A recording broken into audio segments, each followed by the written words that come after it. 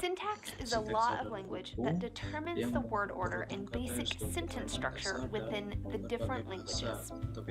Each language has a specific syntax that tells the speaker and the listener which parts of the sentence come first to help them make sense of what's being said.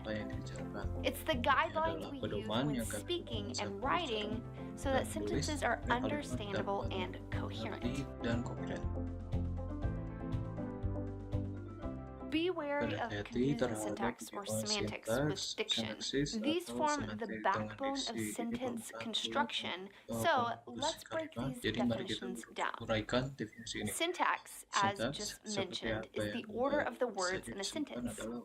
Diction is the specific word choice meant to express certain meanings. Semantics is the meaning conveyed by the particular words used. We'll be focusing on syntax in this video. In the English language, there's a word order that is set in stone for most types of sentences. Of course, there are always exceptions, but most of the time, standard English sentences will follow an SVO word order. Subject, verb, object, as in, the boy looks outside of the window. In this example sentence, we have the subject, boy, the verb, looks, and the object, outside. This image is an image of an English grammar syntax tree used by linguists to plot the structure of sentences. You may not often encounter a syntax tree, but knowing how to draw one is rather useful and will help you understand sentence structure.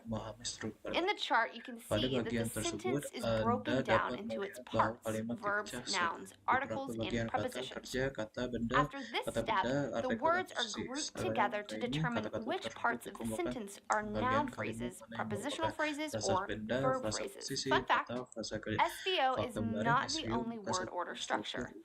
Other languages vary word order and even include additional components in their syntax. In the example given with the syntax tree, the subject is cat, the verb is sat, and the object is mat. The second picture is another way in which syntax can be written out. This diagram takes the sentence, "The dog loved the girl," and breaks it down into articles, nouns, verbs, noun phrases, and verb phrases, just like the previous example. In this sentence, the subject is dog, the verb is love, and the object is girl. Again, the syntax trees are not to be intimidating, but are used to better understand the structure of a sentence and to reveal each part's purpose within the sentence. An additional use for syntax trees is that whenever a different word order is used for a sentence, it can be decoded. For example, if you are hearing a sentence in a foreign language that follows a VSO order or some other variation, creating a syntax tree for that sentence can help you to put the words in SVO order so that you might understand what's being said. Let's have a recap. 1. Syntax is the sentence structure. 2. Diction is the choosing of words to relate a certain meaning. 3. Semantics is the meaning that is expressed from the words used. 4. Syntax trees are a neat graph tool to chart sentence structure and make sense of word order and how it's functioning in the world of English. Thanks for joining us for this syntax tutorial. If you found this video to be helpful, check out the rest of our channel for additional help. See you guys next time. Sampai jumpa.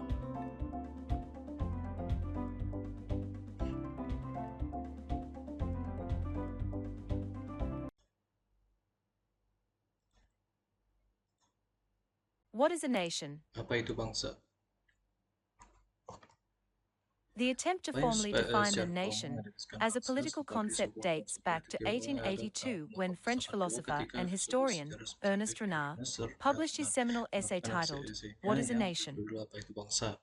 In this essay, Renard defines the nation as a large-scale solidarity constituted by the feeling of sacrifices that one made in the past and of those that one is separated to make in the future. This explains why Renard believes that if we are to imagine the nation as good and worthy of continuous sacrifice, we must realize that it necessarily entails a process of forgetting. This is because, for Renard, the efforts to obtain national unity either in the name of civic or ethnic nationalism, involve acts of violence and subsequent forgetting. Based on the initial conception of a nation developed by Renard, scholars have come up with a more formal definition of a nation, namely, a community of people formed on the basis of a combination of shared features such as language, history, ethnicity, culture, and territory.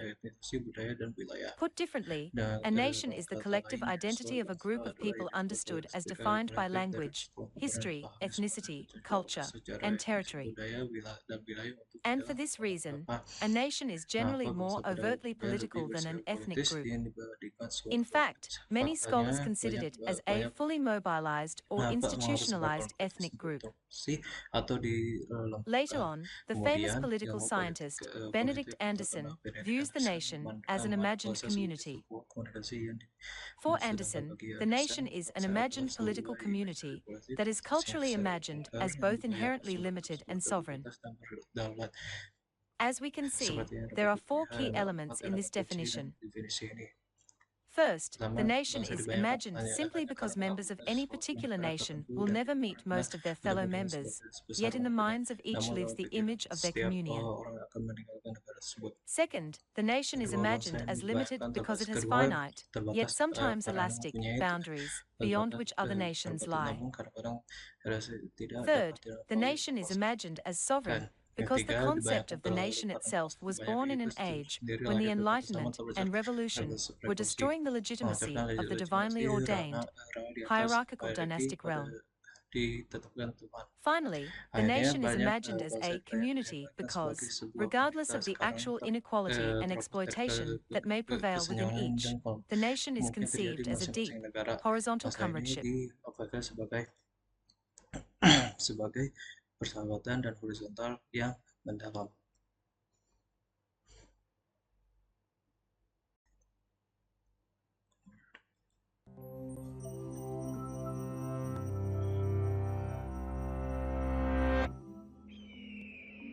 For almost a decade, scientists chased the source of a deadly new virus through China's tallest mountains and most isolated caverns. They finally found it here, in the bats of Shitao Cave. The virus in question was a coronavirus that caused an epidemic of severe acute respiratory syndrome, or SARS, in 2003.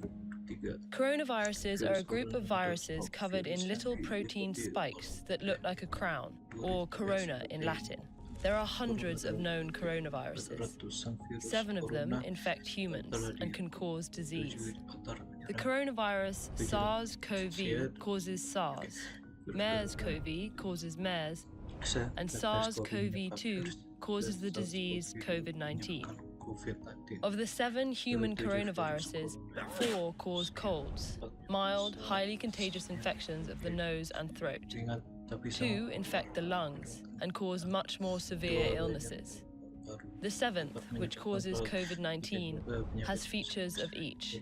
It spreads easily, but can severely impact the lungs. When an infected person coughs, droplets containing the virus spray out. The virus can infect a new person when the droplets enter their nose or mouth. Coronaviruses transmit best in enclosed spaces, where people are close together. Cold weather keeps their delicate casing from drying out, enabling the virus to survive for longer between hosts, while UV exposure from sunlight may damage it. These seasonal variations matter more for established viruses, but because no one is yet immune to a new virus, it has so many potential hosts that it doesn't need ideal conditions to spread. In the body, the protein spikes embed in the host cells and fuse with them, enabling the virus to hijack the host cell's machinery to replicate its own genes. Coronaviruses store their genes on RNA. All viruses are either RNA viruses or DNA viruses. RNA viruses tend to be smaller, with fewer genes, meaning they infect many hosts and replicate quickly in those hosts. In general, RNA viruses don't have a proofreading mechanism, whereas DNA viruses do. So,